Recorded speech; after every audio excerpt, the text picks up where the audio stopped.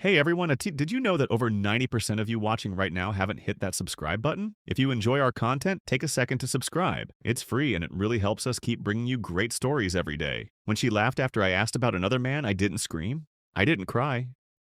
I simply smiled because I had just decided she wouldn't see the storm coming. It all started like any ordinary morning. Megan and I had been married for 8 years, and over those years, I thought I knew everything about her, every little habit, every routine. We'd grown together in the way that partners do. She had this little ritual, something small but meaningful. Every morning, she'd finish her coffee with a hum, tapping her wedding ring gently against the ceramic mug. It was a soothing sound, one I grew to recognize as a comforting part of our lives together. It was as though she was saying, "We're good. Everything's good." But lately, something had shifted. She stopped humming. She stopped finishing her coffee. Her mug sat half full on the table in the mornings, an odd silence hanging in the air. Her phone was always face down, no longer lying casually by her side as we ate breakfast. It seemed trivial at first, but I noticed.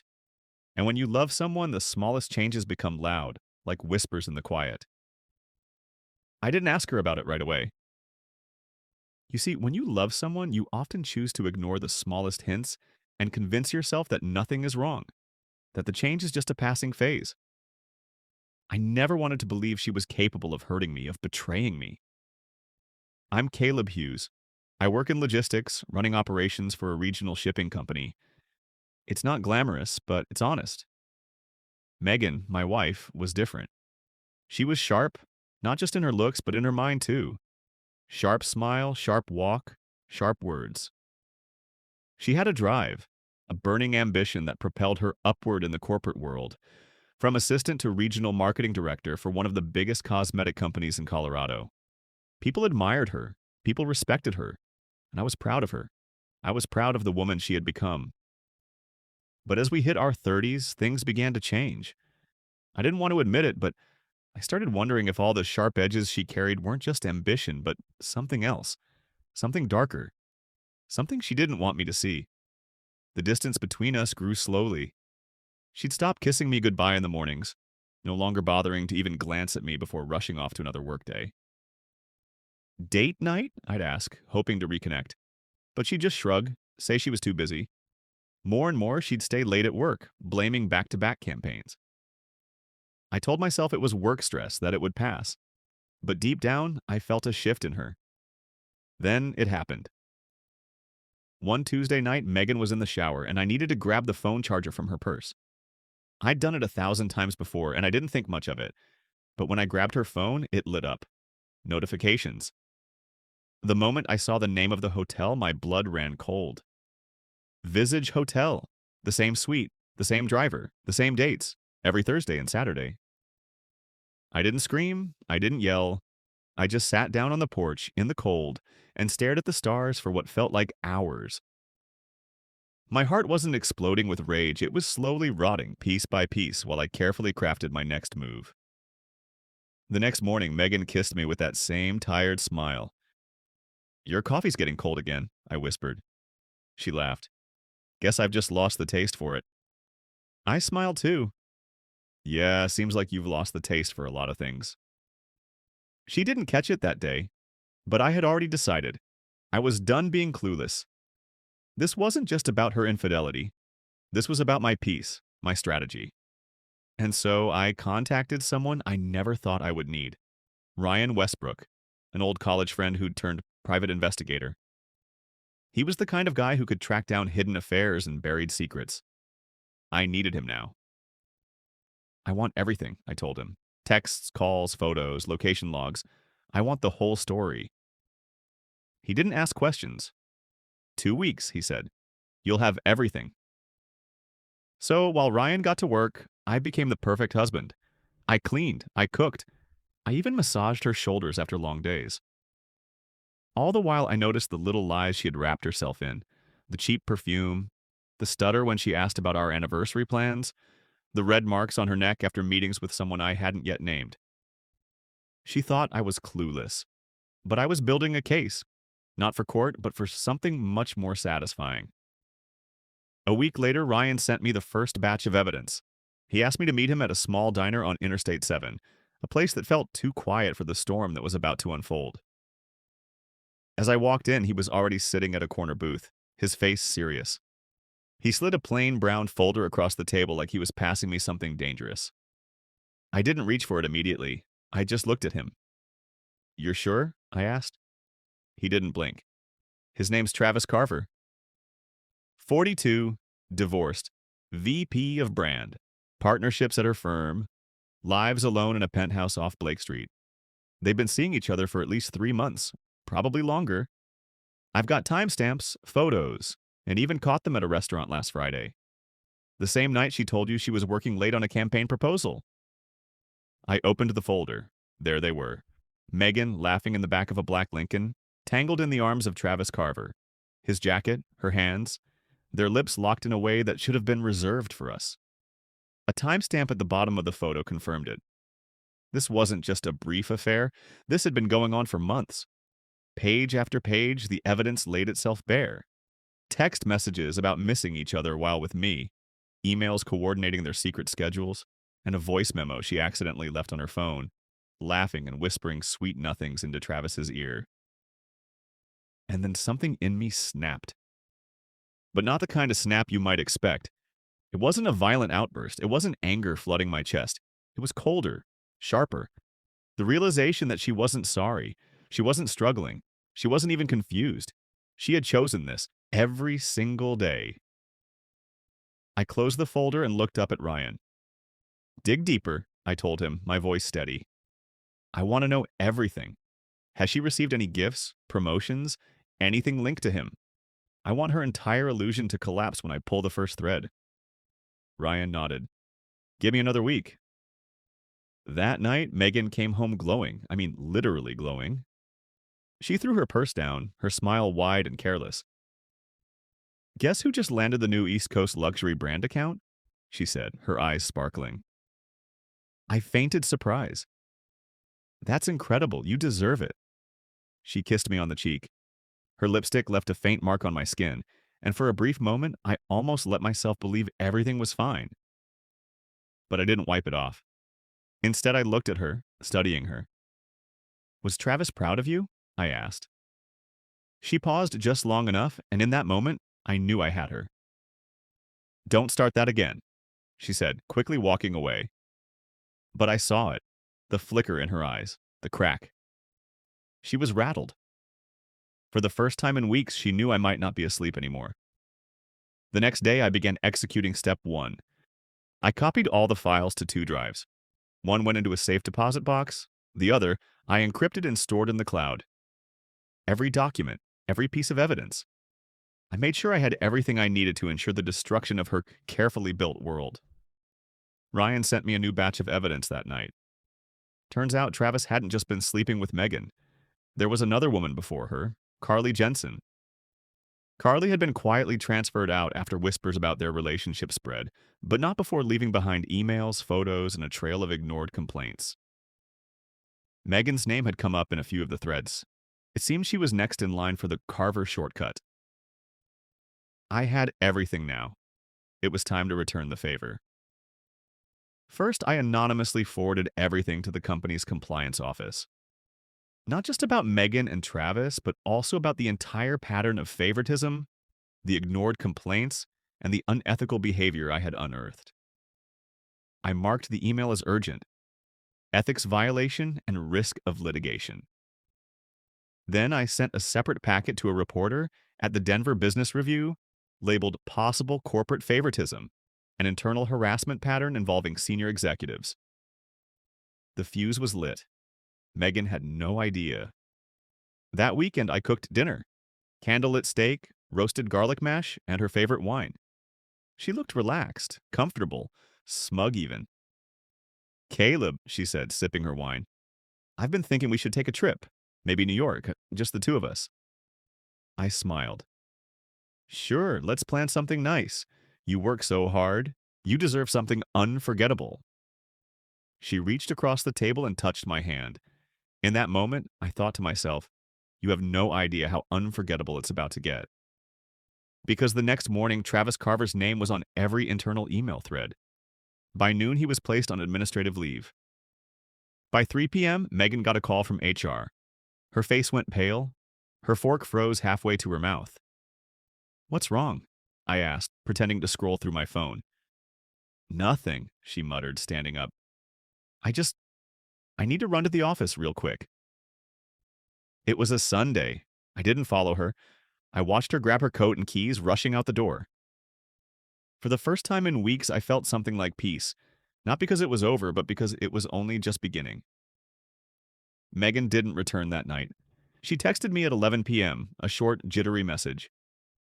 "Staying at Rachel's. Need space to think." I knew it was a lie. She wasn't at Rachel's. She was in the fallout zone. She was trying to hold the pieces of her collapsing affair together. And for the first time in a long time, I felt like I had the control. By Monday morning, the news broke. Not through HR, not through the company email, but on LinkedIn.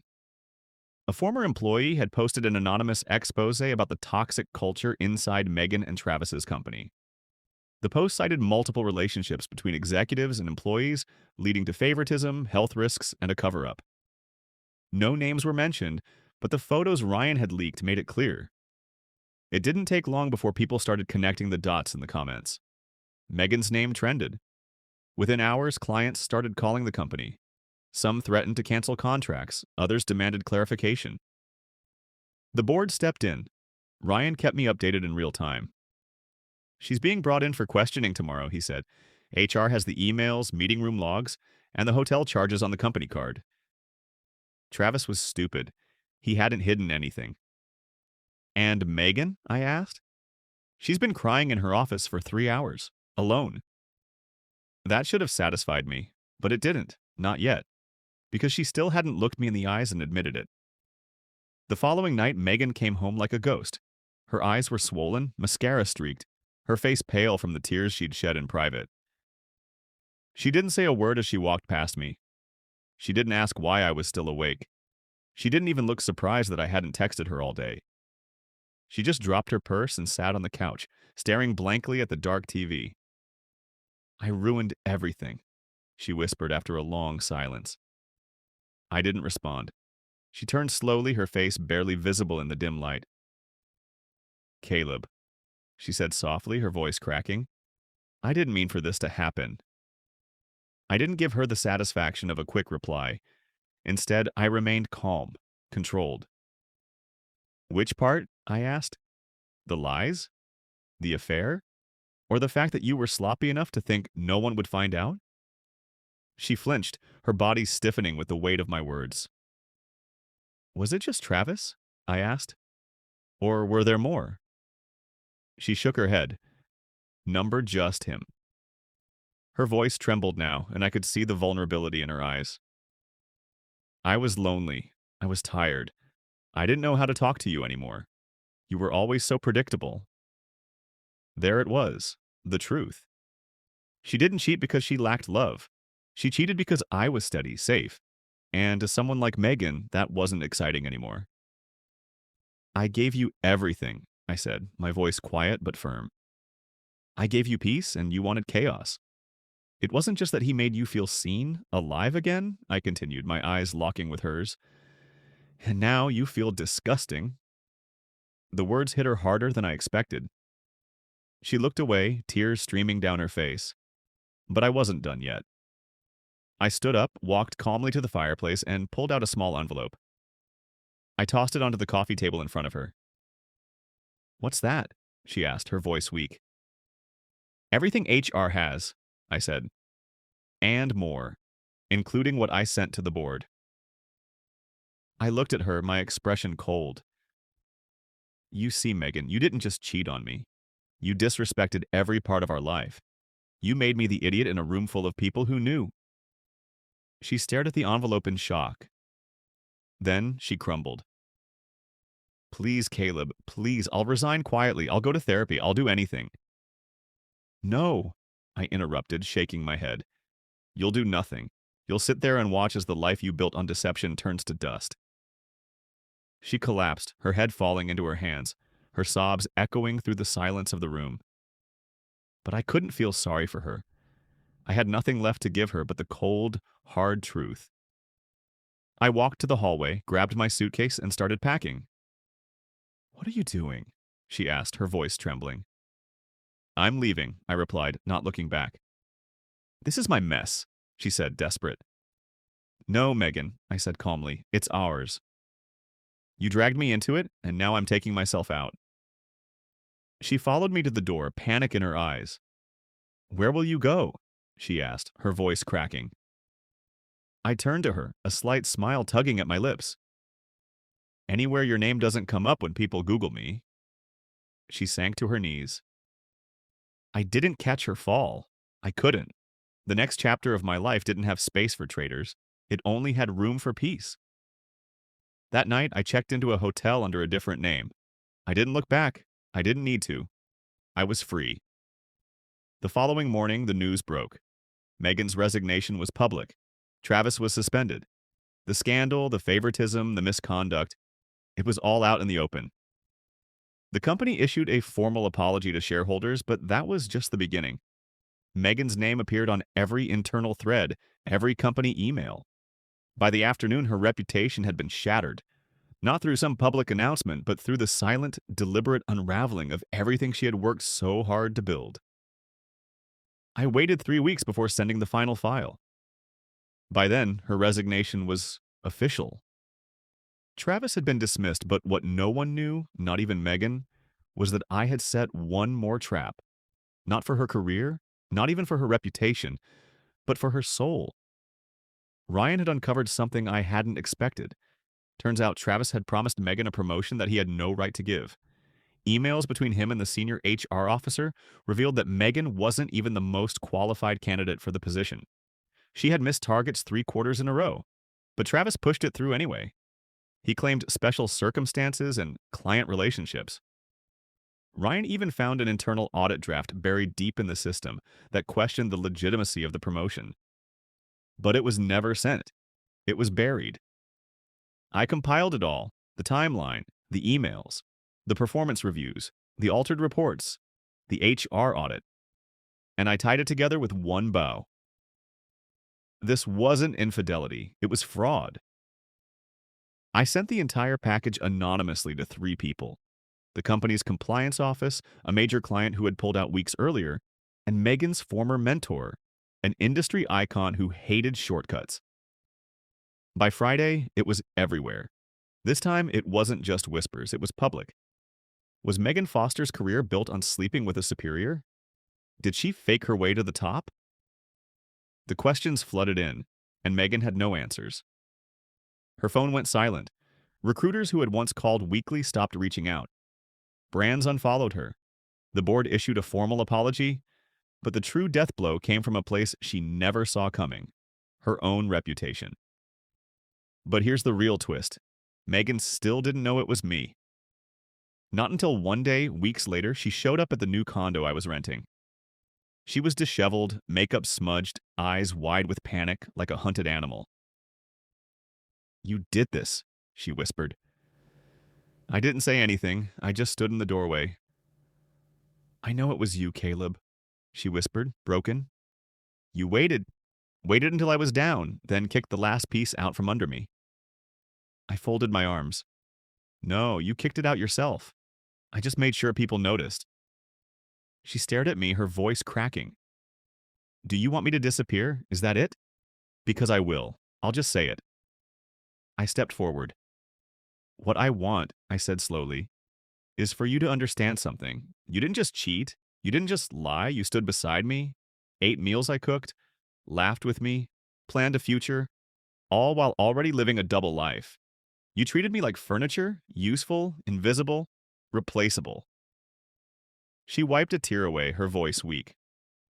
"I'm sorry," she said, for the first time, like she meant it. I nodded.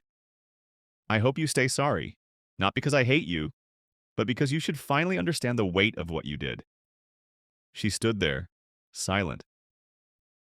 "I'm rebuilding," I added quietly. "And you? You're going to stay right here, in the rubble you made?" I shut the door and locked it. Later that night, I did something I never thought I'd do. I booked a flight to Portland, a small town just outside the city. A job had come through. It was for a position I'd applied for months ago as a joke. Operations director at a sustainable shipping startup. Quiet, honest work. A place where no one knew my name. Where I could breathe. Before I left Megan one last envelope. No files, no evidence. Just a note. I loved you more than you ever deserved. Now I love the peace more than I ever thought possible. Goodbye. And that was it. The house was sold. Our wedding photos were deleted. Her number was blocked. My future untouched by her anymore. I didn't gloat. I didn't post about her downfall. I didn't need to win publicly. I just needed to know that she would remember every single day that I could have destroyed her more loudly, but chose silence instead.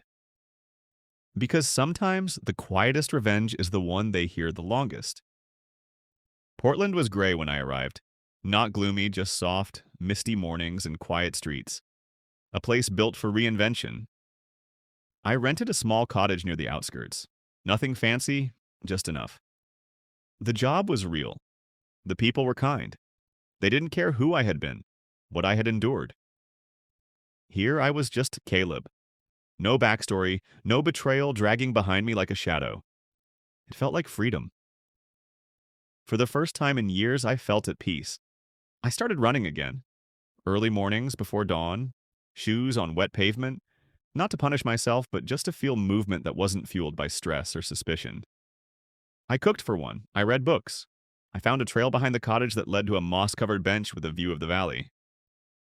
I started spending my Sunday mornings there, drinking coffee. The same coffee I once shared with Megan. Only this time, I finished every last drop. Megan didn't contact me again. She couldn't. I had changed my number, my email, my city, my job. She didn't exist in my world anymore, but every once in a while I'd hear whispers from Ryan, mostly about how she'd tried to land.